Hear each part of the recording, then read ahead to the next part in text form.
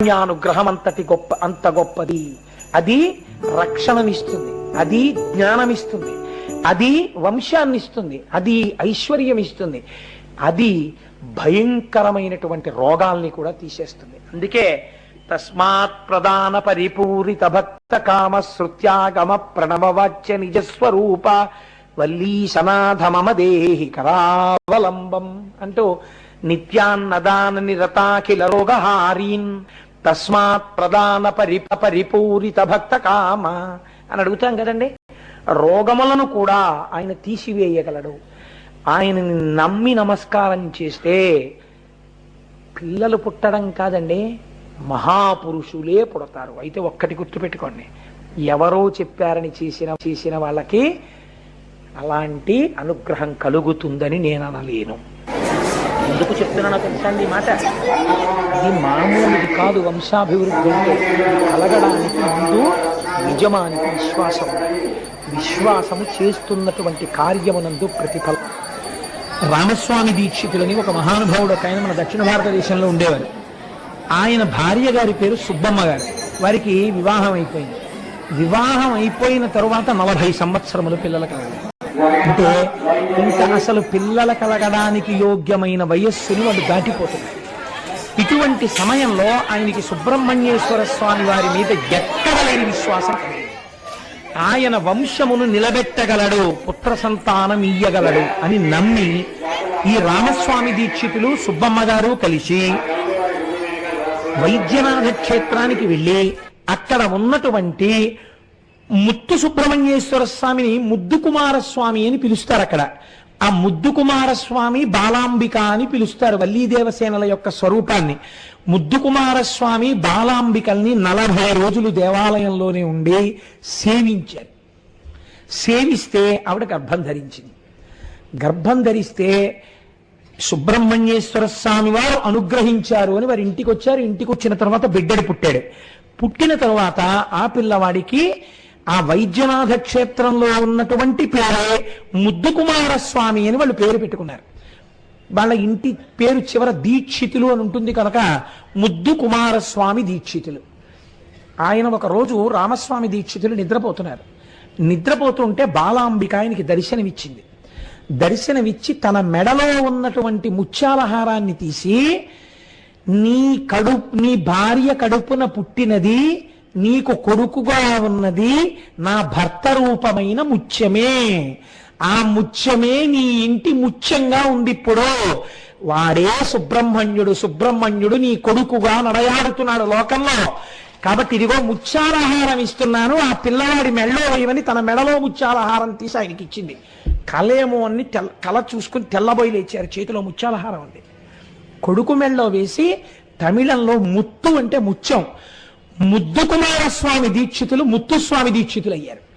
ఆయనే సంగీత త్రయంలో శ్యామశాస్త్రి, త్యాగరాజు, ముత్తుస్వామి దీక్షితారు. ఆయనే మహానుభావుడు అయ్యాడు ముత్తుస్వామి దీక్షితారు. ఆ మహానుభావుడికే చిదంబరనాథ శాస్త్రి అన్న పేరుతో శంకరుడే గురువయ్యాడు. ఒక రోజున ఇంటికి వచ్చి వీడిని కాశీ తీసుకెళ్లి సంగీతం నేర్పుతానన్నారు. కాశీ తీసుకెళ్లి పాదుకాంత దీక్ష ఇచ్చారు. గొప్ప శ్రీ విద్యోపాసకుణ్ణి చేశారు. చేసి 3 సంవత్సరములు సంగీతం నేర్పారు. నేర్పి సమస్త మెళకువలు నేర్పిన తర్వాత ఎరా నాన్న ఇంటికి వెళదామని అడగమే అన్నారు.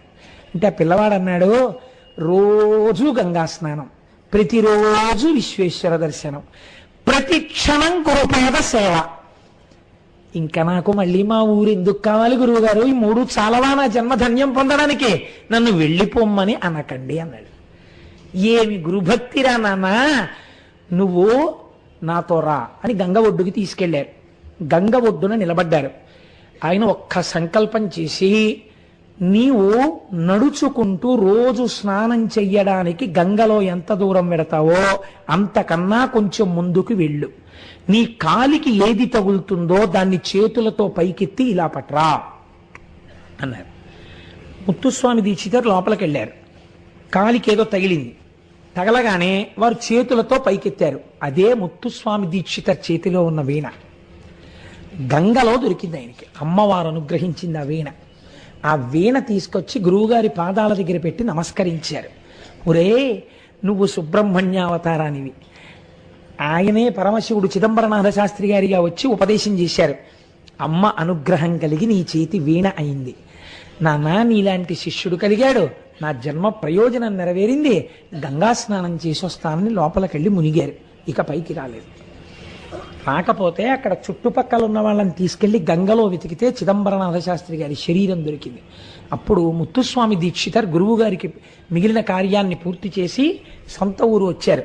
చిత్రం ఏమిటో తెలుసా అండి, ఒక్క కచేరీ కూడా చేయకముందే ముత్తుస్వామి దీక్షితర్ తిరుత్తని వెళ్ళారు. తిరుత్తని వెడితే ఆయనకి సుబ్రహ్మణ్యేశ్వర స్వామి వారి యొక్క గొప్ప క్షేత్రం తిరుత్తని. ఆ తిరుత్తని క్షేత్రానికి వెళ్ళి మా అమ్మ 40 రోజులు నమ్మి గుళ్ళో ఉపాసన చేసింది. నేను పుట్టాను 40 రోజులు నేను రోజు ఇక్కడ కీర్తనలు చేస్తానని కీర్తనలు చేశారు. ఎప్పుడైనా వీలైతే ముత్తుస్వామి దీక్షితర్ కీర్తనలు ఉంటాయండి సంస్కృతంలో, ఏమి కీర్తనలో వాటికి సంగీత సాహిత్య సమ్మేళనం చేసి నా జన్మ ధన్యం చేసుకోవాలనుంది. ఆ ముత్తుస్వామి దీక్షితర్ మహానుభావుడు ఒకానొక ఆ తిరుత్తనిలో కూర్చుని కీర్తనలు చేస్తూ ఆ కీర్తన పాడుతూ పరవశించిపోయేలా కళ్ళు మూసుకొని కూర్చుంటే ఒక వృద్ధ బ్రాహ్మణుడు వచ్చి ముత్తుస్వామి దీక్షితార్ ముత్తుస్వామి దీక్షితార్ అని పిలిచారు. పిలిస్తే ఆయన కళ్ళు విప్పి ఎవరు వచ్చినవాడు నా పేరు ఎలా తెలుసని కళ్ళు విప్పారు. పరమతేజోమూర్తి అయినటువంటి వృద్ధ బ్రాహ్మణుడు. అసలు ఆయన్ని చూసి మీరెవరని అడగలేకపోయారు. ఆయన ఏది నోరు తెరు అన్నారు. నోరు తెరిచి కళ్ళు మూసుకో అన్నారు. కళ్ళు మూసుకున్నారు. నాలుక మీద ఏదో వేశారు. వేసి ఏం వేశాను అని అడిగారు. పటికి బెల్లం అన్నారు ముత్తుస్వామి దీక్షితారు. కళ్ళు విప్పు అన్నారు. కళ్ళు విప్పారు. లేడా వృద్ధ బ్రాహ్మణుడు. ఆయనే సుబ్రహ్మణ్యుడు. సుబ్రహ్మణ్యుడే వృద్ధ బ్రాహ్మణ రూపంలో వచ్చి సమస్త సంగీత విద్యని ముత్తుస్వామి దీక్షితర్ నాలిక మీద పటికి బెల్లం రూపంలో వేసేశారు. ఆ వీణ పట్టుకుని ముత్తుస్వామి దీక్షితర్ పాట పాడితే తిరుగులేదు. ఎన్ని సన్మానాలు వెంట పడిపోయారు కదండి ముత్తుస్వామి దీక్షితర్ వెంట. ఐశ్వర్యమునందు ఆయన మమేకంగా ఈ చేత్తో పుచ్చుకుని వెంటనే దానం చేసేసేవారు. ఒక స్థితిలో ముత్తుస్వామి దీక్షితర్ ఏ స్థితికి వెళ్ళారో తెలుసా అండి, ఇంట్లో భార్య వంట చేయడానికి గుప్పిడి బియ్యం లేదు, శిష్యులకి కూడా అన్నం పెట్టారు, సంగీతం నేర్పేవారు. ఆయన వీధిలో కూర్చుని సంగీతం చెప్తుంటే వంట చేయడానికి ఏమీ లేదని బెండ పెట్టుకుని ఒక శిష్యురాలు కమలమ్మ అన్నావిని పిలిచి, అయ్యగారికి వేళ అయిపోతోంది, మహానైవేద్యానికి గుప్పిడి బియ్యం లేవు, ఆయనకి ఎలా చెప్పామని బాధపడుతున్నాను అందా ఇల్లాలు. అదండి భార్యలు అంటే, ఎటువంటి భర్తలు ఎటువంటి భార్యలు ఈ గడ్డ మీద అంటే. ఆ కమలమ్మ అన్నావిడ ఐశ్వర్యవంతురాలు. తన ఒంటి మీద నగలు తీసి ఇచ్చేసి, అమ్మాయి అమ్మేసి గురువుగారు అన్నం తింటే, నా చేత్తో పెట్టుకున్న ఇంత అన్నం గురువు తింటే నా జన్మయే సాఫల్యం కదమ్మా, వస్తుందా అలాంటి అవకాశం, ఎందుకమ్మా ఈ బంగారం, అమ్మేస్తానమ్మా గురువుగారికి ఇంత అన్నం పెడతానమ్మా అంది. ముత్తుస్వామి దీక్షితారు విన్నారు. మనం అన్నం పెట్టి పోషించవలసిన పిల్లల దగ్గర బంగారం పుచ్చుకుంటావా? ఆ పిల్లకి బంగారం ఎవరిచ్చారో వాడే నాకు ఇస్తాడే, అన్నం పెడతాడు అని మీరు సంగీతన సాధన చేస్తుండండి. తిరువారూరులో త్యాగరాజస్వామి అంటే పరమశివుడు శివాలయంలోకి వెళ్ళి కూర్చుని ఆర్తితో కంటినీటితో కీర్తన పాడారు. కీర్తన పాడి బ్రోవగరావా అని ఇంటికి వచ్చారు. 2 బళ్లతో పప్పులు, బియ్యాలు, బెల్లం, చింతపండు, మిరపకాయలు అన్నీ వచ్చాయి. ఒక రాజోద్యోగి పెద్దవాడు ఒక ఆయన సత్రంలో విడిది చేయడానికి వస్తున్నాడని సామాను తెప్పించాం, ఆయన రావట్లేదుట పరివారంతో, అందుకని ఉత్తినే పోవడం ఎందుకు, మీ వంటి పుణ్యాత్మలకు ఇస్తే మీరు శిష్యులు తింటారని ఇక్కడ దింపేద్దామని వచ్చామని చెప్పి సరుకు దింపి వెళ్ళిపోయారు. ఈశ్వరా నీ కృప అన్నారు. ముత్తుస్వామి దీక్షితర్ వెళ్ళిపోవడం కూడా ఎంత విచిత్రమో తెలుసా అండి. అంటే ఇప్పుడు నేను ముత్తుస్వామి దీక్షితర్ జీవితం అంతా చెప్పలేను, కానీ ఒక్క విషయం చెప్తాను, ఆనందం ఆగదు నాకు. ముత్తుస్వామి దీక్షితర్ని ఆ ఊరి రాజుగారు చాలా గొప్పగా ఆదరించేవారు. వారు ఒక రోజున పరిగెత్తుకొచ్చి ఒక రోజు పొద్దున్న అన్నారు, మహానుభావ మీరు మాకు గురువులు, ఏం జరిగిందో తెలియదు, నా ఆస్థానంలో ఉండే పట్టపుటేనుగో కట్లు తెంచుకుని శ్మశానంలోకి వెళ్ళి నిలబడి మోడవెత్తి అరుస్తోంది, ఎవరైనా దగ్గరికి వెడితే తొండంతో విసిరేస్తోంది, కాళ్ళ కింద తొక్కేస్తోంది, ఎందుకు ఇటువంటి పని చేస్తోంది అని అడిగారు. ముత్తుస్వామి దీక్షితర్ అన్నారు, నీకేమీ బెంగలేదు, నువ్వు సంతోషంగా హాయిగా ఇంటికి వెళ్ళిపో, ఏమి జరగబోతోందో నేను చూస్తాను అని స్నానం చేసి వచ్చి కూర్చుని శిష్యులందరినీ పిలిచి, మీ అందరూ కూర్చొని ఒక్కసారి మీనాక్షి అమ్మవారి మీద నేను చేస్తుంటాను కీర్తన, మీరు కూడా చెయ్యండి. ఏ కీర్తన? మీనలోచని పశుపాశ విమోచని అని కీర్తన చేస్తానని ఒక్కసారి కీర్తన చేశారు. ఆయనకు అర్థమైంది సంగీతపరంగా ఏనుగు రుద్రభూమిలోకి వెళ్ళి నిలబడడం అంటే పరమశివుడి యొక్క అనుగ్రహంతో, సుబ్రహ్మణ్యుడి అనుగ్రహంతో ఏ మహాపురుషుడి భీమ మీదకొచ్చాడో స్వరముల యందు ఏనుగుని ఒక పేరుతో పిలుస్తారు. ఆ ఏనుగు అరుస్తోందంటే ఈయన వెళ్ళిపోయేటటువంటి రోజు వచ్చేసిందని గుర్తు. కాబట్టి ఆయన మా పశుపాశ విమోచనం చేసి నన్ను నీలో కలిపేసుకో అని చేతిలో అమ్మవారిచ్చిన వీణ పట్టుకుని తన్మయత్వంతో కీర్తన చేస్తుండగా శిష్యులందరూ చుట్టూ కూర్చుని కీర్తన పాడుతుంటే షట్చక్రభేదనం అయిపోయి తేజస్సు కపాలంలోకి వచ్చి అందరూ చూస్తుండగా ఆ తేజస్సు పైకి లేచి అమ్మవారిలోకి వెళ్ళిపోయింది. అది ముత్తుస్వామి దీక్షితారి చరిత్ర. అంతటి మహానుభావుడు సుబ్రహ్మణ్యానుగ్రహంగా పుట్టి సుబ్రహ్మణ్యానుగ్రహంగా ఈ భూమి మీద నడయాడారు. అందుకే వారి కీర్తనలలో గుహాశబ్దంతో వారు ఎన్ని కీర్తనలు పాడారో, సుబ్రహ్మణ్య అంటూ ఎన్ని కీర్తనలు చేశారో. ఇంతటి అనుగ్రహం మహానుభావుడు నమ్మి నమస్కరించినటువంటి వారికి ఇయ్యగలడు. మీరు రేపటి రోజు నుంచి విందురు గాని సుబ్రహ్మణ్యేశ్వర స్వామి వారి యొక్క కృప అంటే ఎలా ఉంటుందో. ఆయన సామాన్యమైనటువంటి వాడు కాడు. సుబ్రహ్మణ్య తత్వాన్ని నిబద్ధం చేయడం శంకర భగవత్పాదులంతటి వారికి ఎంత చిత్రమైందో తెలుసా అండి. శంకరులు షణ్మత స్థాపనాచార్య. ఇప్పుడు రేపు వచ్చే శారదా పీఠాధిపతుల యొక్క పీఠం పేరు కూడా షణ్మత స్థాపనాచార్య, శంకరాచార్య పీఠం అంటారు దాన్ని. కాబట్టి షణ్మత స్థాపనాచార్య అంటే ఏవి పట్టుకుని మీరు మోక్షం పొందొచ్చో ఆయన చెప్పారు. అవే ఒకటి శైవము, 2 శాక్తేయము, 3 గాణాపత్యము, 4 కౌమారము, 5 సౌరము తేయము, 3 గాణాపత్యము, 4 కౌమారము, 5 సౌరము, 6 వైష్ణవము. ఈ 6 మోక్షం పొందవచ్చు అని నేను షణ్మత స్థాపనాచార్య అయ్యారు. ఆయనే పూజాగృహం ఎలా ఉండాలో, పూజలో విగ్రహాలు ఏవేవి ఉండాలో కూడా నిర్ణయించారు శంకరాచార్యుల వారు. అవే పంచాయతనము అంటారు. శివ పంచాయతనము, శక్తి పంచాయతనము, విష్ణు పంచాయతనము. ఒకసారి నేను దీని గురించి ఉపన్యసించాను, స్థానాలు ఎలా ఉండాలో. ఇందులో శివుడు ఉంటాడు, అంబిక ఉంటుంది, అలాగే సూర్యుడు ఉంటాడు, గణపతి ఉంటారు, శ్రీ మహావిష్ణువు ఉంటారు. ఈ 5గురిని పంచాయతనం అంటాం. షణ్మత స్థాపనాచార్యులు అయినప్పుడు శంకరాచార్యుల వారు సుబ్రహ్మణ్యోపాసనం కూడా మోక్షానికి తీసుకెడుతుందని చెప్పారు. అటువంటి శంకరాచార్యుల వారు పూజా విధానం నిర్ణయించినప్పుడు పంచాయతన పూజలో సుబ్రహ్మణ్యుడికి స్థానం ఎందుకు ఇవ్వలేదు, సుబ్రహ్మణ్యమూర్తిని ఎందుకు ఇవ్వలేదు? శైవం ఇచ్చారు, శాక్తేయం ఇచ్చారు, గణాపత్యం ఇచ్చారు, కౌమారం ఇచ్చారు. ఎక్కడ? షణ్మతాల్లో. పంచాయతనంలోకి వచ్చేటప్పటికి శివుడిని ఇచ్చారు, అంబికనిచ్చారు, గణపతినిచ్చారు, సుబ్రహ్మణ్యుని ఇవ్వలేదు. ఎందుకు ఇవ్వలేదు పంచాయతనం? శంకరుల యొక్క హృదయం ఏమయ్యుండు? ఆయన జ్ఞానాగ్ని. ఈ పంచాయతనం చేసే ముందు మీరు అగ్నిహోత్రం వెలిగించి అగ్నికార్యం చేస్తారు బ్రాహ్మణులైతే. అగ్నికార్యం చేసినప్పుడు ఆ అగ్ని స్వరూపమే సుబ్రహ్మణ్యుడు. కాబట్టి పంచాయతనంలో అగ్నిహోత్రంగా సుబ్రహ్మణ్యుడు కలిసిపోతున్నాడు. మీరు దీపం వెలిగించకుండా పూజ చేయగలరా? సుబ్రహ్మణ్యుడే. మీరు నీరాజనం ఇవ్వకుండా పూజ చేయగలరా? సుబ్రహ్మణ్యుడే. జ్యోతిస్వరూపంగా సుబ్రహ్మణ్యుడు 6గా కలిసిపోతున్నాడు. పూజ ప్రారంభం ఆయనతోటే, పూజ పూర్తి ఆయనతోటే, దీపారాధనతో, నీరాజనంతో. కాబట్టి ఇంకా వేరే మళ్ళీ స్థానం ఎలా ఇంకక్కర్లేదు. ఆయన లేకుండా పూజే లేదు, ఇంకా మళ్ళీ ఆయన్ని పూజలోకి పెట్టడం ఏమిటి? కాబట్టి పంచాయతనంలో జ్యోతి రూపంలో సుబ్రహ్మణ్యుడు కలిసిపోయాడు. అందుకే అరుణాచలంలో ఉన్నటువంటి అగ్నిశిఖా పర్వతము సుబ్రహ్మణ్య స్వరూపమే అని కొలుస్తారు. చిత్రం ఏమిటో తెలుసా అండి? ఏ కృత్తికలు మహానుభావుడికి పాలిచ్చారో ఆ కృత్తికలే ఒకసారి భగవాన్ రమణులు గిరిప్రదక్షిణం చేస్తుంటే వారు ప్రత్యక్షమై రమణ మహర్షిని పొదల్లోకి తీసుకెళ్లి పాలిచ్చారు. అపర సుబ్రహ్మణ్యావతారం. అందుకే ఆయన ఎలా గోచీ పెట్టుకుని స్వామి మలైలో ఉంటారో ఈయన గోచీ పెట్టుకుని కర్రాక మండలం పట్టుకుని అలాగే ఉంటారు. ఆయన అగ్నిభౌహు గుహ అంటుంది అమరకోశం. ఈయన అగ్నిగానే అరుణాచల పర్వతంలోకి వెళ్ళిపోయారు. కాబట్టి అన్ని రకాలుగా అది శివతేజమే, సుబ్రహ్మణ్యమే రమణులుగా ఈ భూమి మీద కదిలింది. కాబట్టి ఇంత పరమ పవిత్రమైనటువంటి ఈ సుబ్రహ్మణ్యేశ్వర స్వామి వారి యొక్క జననము వినడం అన్నది, ఆయన యొక్క సంబంధమును గూర్చి వినడం అన్నది ఎవరికో తప్ప చెల్లదు.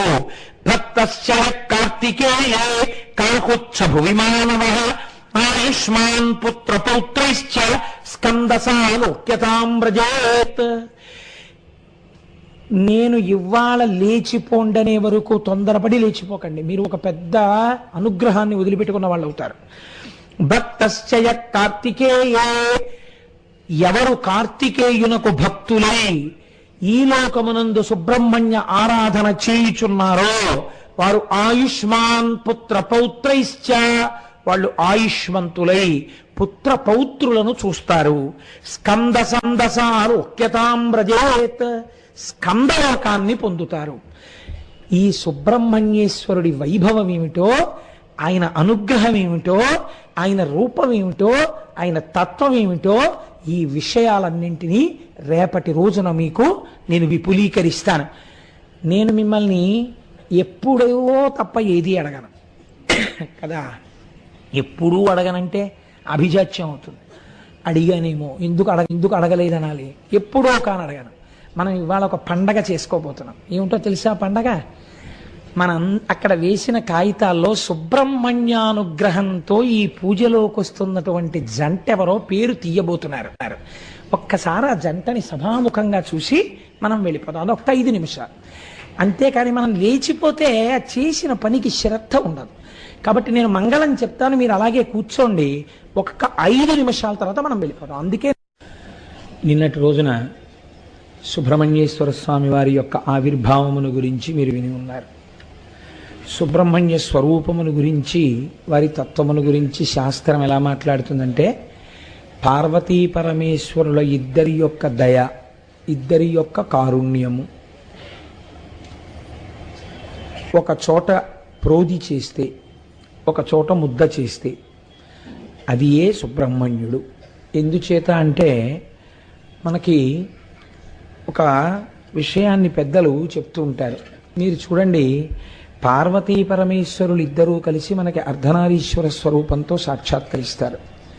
వామాంకస్థిత జానకీ పరిలసత్ అన్నట్టే ఎడం పక్కన అమ్మవారితో కలిసి పరమశివుడు మనకి దర్శనమిస్తాడు. ఇలా ఉన్నటువంటి పార్వతీ పరమేశ్వరులలో మనం అయ్యవారు మన ఎదురుగుండా నించున్నప్పుడు ఆయన కుడిపాదం మీద చెయ్యి వేసి నమస్కరించామనుకోండి, అప్పుడు ఎవరికి నమస్కరించినట్టు? పరమశివుడికి నమస్కరించినట్టు. అప్పుడు ఆయన ఎడం పాదం కోసం మీరు వెతుక్కున్నారనుకోండి, దొరకదు. ఎందుకని? ఎడమ పాదం అమ్మవారి పాదం అయి ఉంటుంది. అయితే సుబ్రహ్మణ్యేశ్వర స్వామి వారి యొక్క తత్వాన్ని దీనితో అనుసంధానం చేస్తూ ఒక చమత్కారమైనటువంటి విషయాన్ని పెద్దలు చెప్తూ ఉంటారు. సాధారణే స్మరజయే నిటలాక్షి సాధ్యే భాగశివో భజతు నామ యశస్సమగ్రం వామాంఘ్రిమాత్రకలితే జననత్వదీయే కావా ప్రసక్తిరిహ కాల జయే పురారేహే. అమ్మా, సాధారణంగా మనం లోకంలో ఏమని చెప్పుకుంటుంటామంటే, పరమశివుడు తన 3వ కంటి మంట చేత మన్మధుణ్ణి కాల్చినాడు అని చెప్తాం. అప్పుడు ఆ ప్రతిష్ట ఎవరికి ఆపాదింపబడినది? శంకరునకు ఆపాదింపబడింది. ఆయన కామారి, కాముణ్ణి కాల్చినవాడు. కానీ మీరు తత్వతః విచారణ చేస్తే 3వ కన్ను పార్వతీదేవికి ఉంది, పరమేశ్వరుడికి ఉంది. కళాభ్యాం చూడాలంకృత శశికళాభ్యాం నిజతపఫలాభ్యాం అని ఒకరు ఒండరులకు, ఒకరి తపములకు ఒకరు ఫలమైనట్లుగానే ఇద్దరికీ 3వ కన్ను ఉంటుంది. ఇద్దరికీ 3వ కన్ను ఉన్నప్పుడు శంకరుడొక్కడే 3వ కంటి మంట చేత కాముణ్ణి కాల్చేశాడన్న కీర్తి ఆయనకే ఎలా చెల్లుతుంది? ఈయన ఒక చమత్కారమైన కవి. ఆయన పార్వతీ పరమేశ్వరుల మధ్యనే భేదం పెట్టే ప్రయత్నం చేశాడు. కాబట్టి ఈశ్వర, నువ్వు కామారివి అన్న కీర్తి నీకొక్కడికి ఎలా వస్తుంది? కాముణ్ణి కాల్చిన వాడివని. నువ్వు ఒక్కడివి కాదుగా, 3వ కన్ను నీది, పార్వతీదేవిది కూడా. కాబట్టి